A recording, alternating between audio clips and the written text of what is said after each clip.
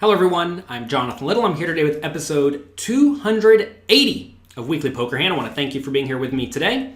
Today we are going over a hand from a very, very high roller event presented by Triton Poker and Party Poker.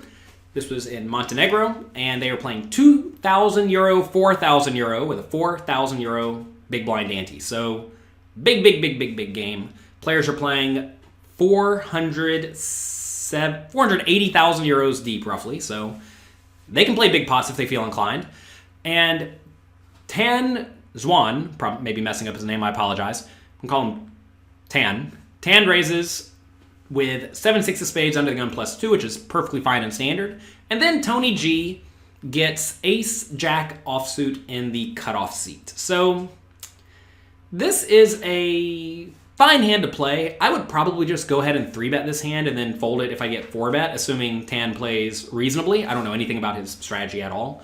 If I do 3-bet here, I'm going to make it something like 36,000, maybe even a little bit bigger, like 40,000, because there is that little ante in there. So I think that'd be pretty nice. If you start making it bigger, like 60,000 or 70,000, then when you do get 4-bet, you're just risking too much. You just lose an additional 15,000 or so for no real reason. And if you make it smaller, Tan's just not going to fold anything. So if Tan is raising a reasonable range, you don't really mind if he folds out reasonable hands like King, Queen offsuit or 7-6 of spades, right? But if you make it small, like let's say 30,000, he's just going to continue with all of those. So I think something like 40,000 is pretty nice. Tony G is lining up a 3-bet. And, well, he makes it 30. So he's going to get called every time. Not a big fan of that for that exact reason. And back around to Tan. I mean, Tan could 4-bet if he felt like it. But I think calling is probably just going to be the right play, especially if you don't think Tony G is 3-betting pre-flop all that often. Tony G likes to talk a lot, but in my mind, he's not playing absurdly. Like, he's just playing decently strong cards. And you're going to find that is a strategy that a lot of relatively talkative players use. Scotty Wynn is a great example of this. When you play with him, it is as if he is in literally every pot, yet he's just talking during every pot and being a presence in every pot, but he's not actually playing every pot. He's playing almost no pots. So, in this scenario, Tan does call, and we get an incredibly action flop. It comes Jack, 8, 5, 2 spades. So, Tony G has top pair, top kicker, and then Tan has a straight and flush draw. So, there's probably going to be some fireworks here. Tan checks, as he should with this whole range. Tony G pretty quickly bets 50,000 into the 70,000 pot, which is probably fine. I think you could even go smaller here. I understand in this scenario that Tan has the nut draw, but normally you're not so concerned with a lot of the potential draws here because Tan is going to have mostly high cards, and mostly high cards on this board are going to be hands like King Queen or Queen Jack or pocket tens. And against a lot of those hands, you don't need much protection. That said, this bet's fine. I don't have a problem with this. And now, with this 7-6 of spades, Tan has two options. He can either call or raise. And given his draw has essentially no showdown value but a lot of equity, this is a fine hand just to go ahead and put in a raise. I'm a bit of a fan of calling with hands that have showdown value but equity. Like say he had ace-8 of spades. Raising it is fine, but in general, especially against people who play relatively straightforwardly on the turn, meaning they're just going to let you see the showdown and win with your ace-8 for middle pair a lot of the time, or even a hand like ace-queen of spades, I'm more inclined to call because you're going to get to the showdown with the best hand a lot of the time, whereas with hands like 7-6 of spades, both of which, like ace-8 of spades and 7-6 of spades, both of which have a lot of equity. But with 7-6 of spades, you have no showdown value. And the problem with check calling is that a lot of times it's going to go check on the turn, and then if you miss on the river, if you bet, Tony G is going to call with all of his bluff catchers, which should be an 8 or better, which should be a decent amount of his range. So you're going to end up getting called a decent amount of the time in that scenario. So I think I'd rather just go ahead and raise here.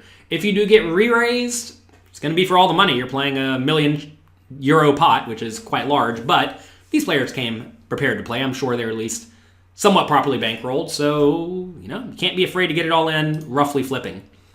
And as we see here, Tan actually has 57% equity, so he's a favorite here with the 7 high.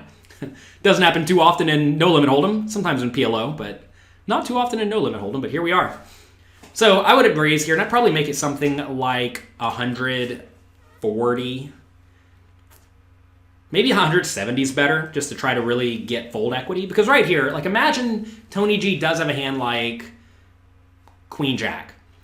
You would rather him fold immediately, because if he folds immediately, you just win the 120,000 in the pot, right? It is worth mentioning that even as a bit of a favorite, if they get it all in, Tan owns, well, 570,000, right? Out of the million pot, roughly. But if he just wins the pot immediately, he gets 120,000. So would you rather put in roughly 500 and get back 570, or would you rather put in, well, would you rather have less variance and just win the 120? So when you put in 500 and get back 570, I know this is rough math, but in that scenario, you win 70,000.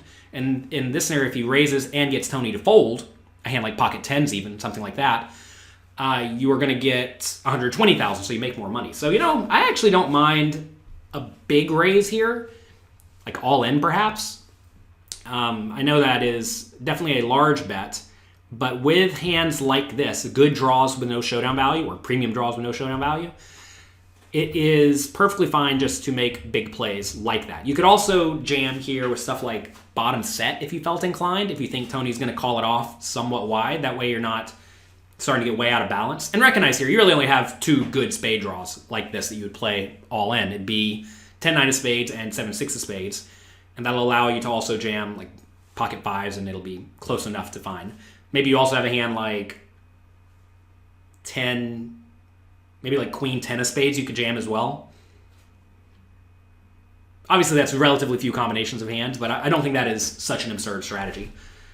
Because with your draws with no showdown value, you really don't mind getting your opponent to fold. And a nice thing about jamming with a low draw, Queen high draw, 7 high draw, 10 high draw, is that you can get ace high draws to fold every once in a while, because now you're not giving them great odds to call.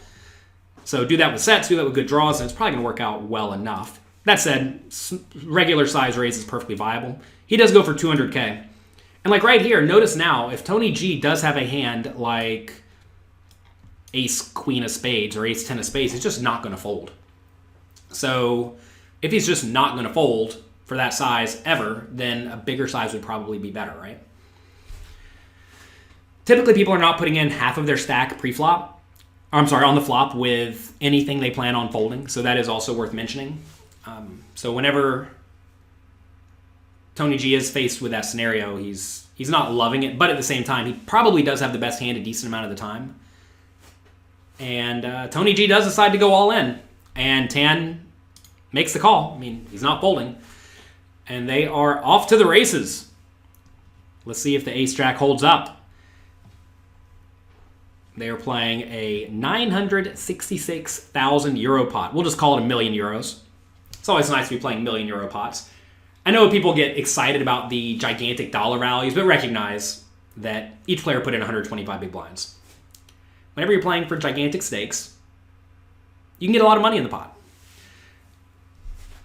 All right, they're dealing the cards. Let's see what is going to happen. Turn is an ace of clubs, which doesn't change much. So Tan needs a spade, a 9, or a 4 on the river to get there. And he does get the 9. Tony G has a sip of wine. Brutal.